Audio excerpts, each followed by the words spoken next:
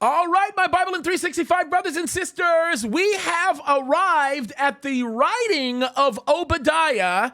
And folks, I have to tell you, we are talking about a uniquely and remarkably short body of writing, but extraordinarily applicable to the day in which we live. Now, some of you might say, James, Obadiah, I mean, this is a guy who ministers to only the Edomites.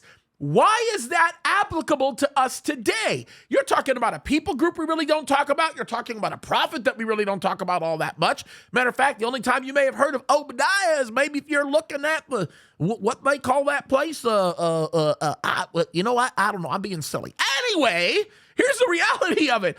Obadiah has unique consequence to the moment that we are living in today. Here's the reason why.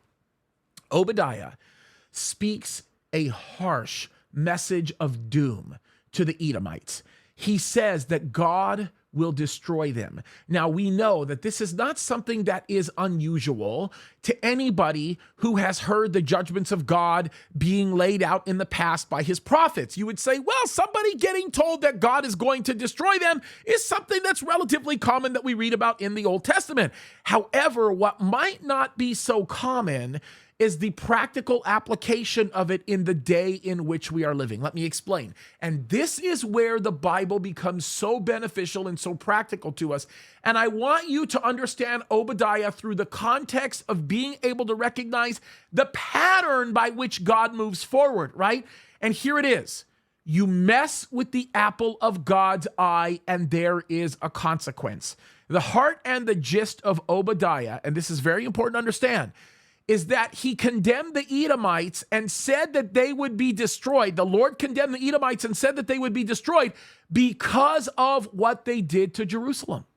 You think about this for just a second. When you look at right now what's happening with Hamas, when you look at the threatenings of Hezbollah and what's happening now as Yemen has just declared war against Israel, and there's all kinds of people that are gunning and targeting Jerusalem.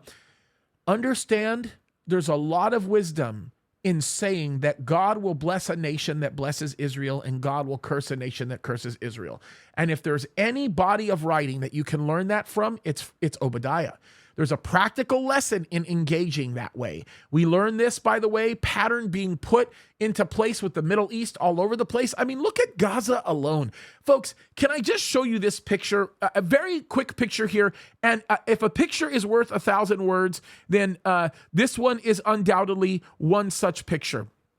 This picture shows the fact that God judges nations and peoples who seek to destroy Israel. The dark red dots that you see here are locations where rocket launchers have been placed by Hamas, and the light dots are the dots where those rockets have failed back into their own country.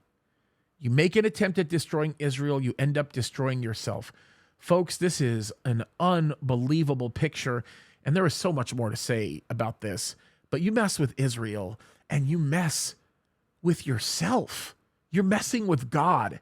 And that's what the message of Obadiah is all about. By the way, you could look at Trump and you could say, he made great decisions for the economy and this and that. Listen, the reason why God blessed America so much under the tenure of Trump, at least for a short period of time, was because of what he did with Israel, right? It has nothing to do with anything else.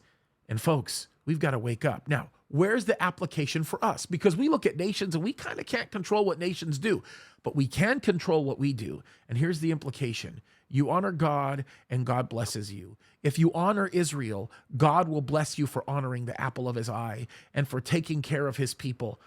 So honor God, right? This is good stuff, folks. I hope you'll embrace it. It's a great lesson. This is a book that teaches you about patterns, and hopefully it will get you very excited about the moment that we are facing right now. We're living in the last days, and this is some pretty thrilling stuff. God bless you guys. And by the way, great job. We're in the month of November. We're going to be done soon. You guys are awesome. God bless you.